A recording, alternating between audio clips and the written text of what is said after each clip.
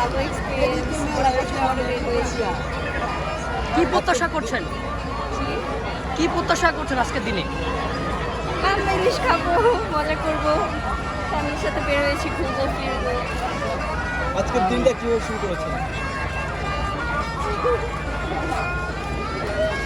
এই তো সকালবেলা ওঠা, ঘুম থেকে বাসার সবার সাথে শুভেচ্ছা, তারপরে এই যে সাজুগুজু মেয়েদের যেটা হয় কি সাজগোজ করে, তারপরে রমনায় আসা, রমনায় ঘুরলাম, ছবি তুললাম, গান শুনলাম, বাংলা গান যেটা সবচেয়ে বেশি ভালো লাগে এই পয়লা বৈশাখে, যে বাংলা গানটা শুনতে পাই আমরা সব জায়গাতে, সবাই বাঙালিভাবে শাড়ি পরে সাজগোজ সবই ভালো লাগে। তারপর আবার এদিকে আসা কারণে এখানে না আসলে মনে হয় যে পয়লা বৈশাখের আনন্দটাই মাটি হয়ে যাবে যদি আমরা ছাবাকি চারুকলায় না আসি। নতুন কোনো আয়োজন দেখছেন কিনা? নতুন আয়োজন কিন্তু কিছু দেখছি না, শুধু নামটাই চেঞ্জ হয়েছে।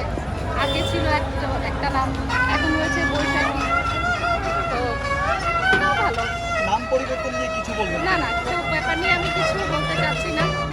যে যেটা ভালোভাবে সে সেটাই ভালো। বড় কথা হলো যে ভালো জিনিসটাকেই নিব, খারাপ জিনিস ভালো মন্দ মিলে সব কিছু, কিন্তু আমাদের উচিত যেটা ভালো আমরা সেটাকে গ্রহণ করব, যেটা খারাপ সেটাকে নিব না। ছোটবেলার কোন জিনিসটা মিস করছেন আজকে?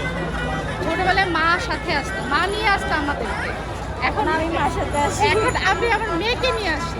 হ্যাঁ, হয়তো ধারাটা রয়ে গেছে, কিন্তু ওই যে মার সাথে যে একটা ঘোরা, আনন্দ করা, সবচেয়ে বড় কথা আমরা তিন বোন একসাথে আসতাম। এখন বাকিরা বিদেশে থাকে, ওটা একটু মিস করি, সত্যি কথা। ওটাকে খুব মিস করি, বোনদের মিস করি, ওরাও মিস করে আমাদের পয়লা বৈশাখের এই অনুষ্ঠানটা।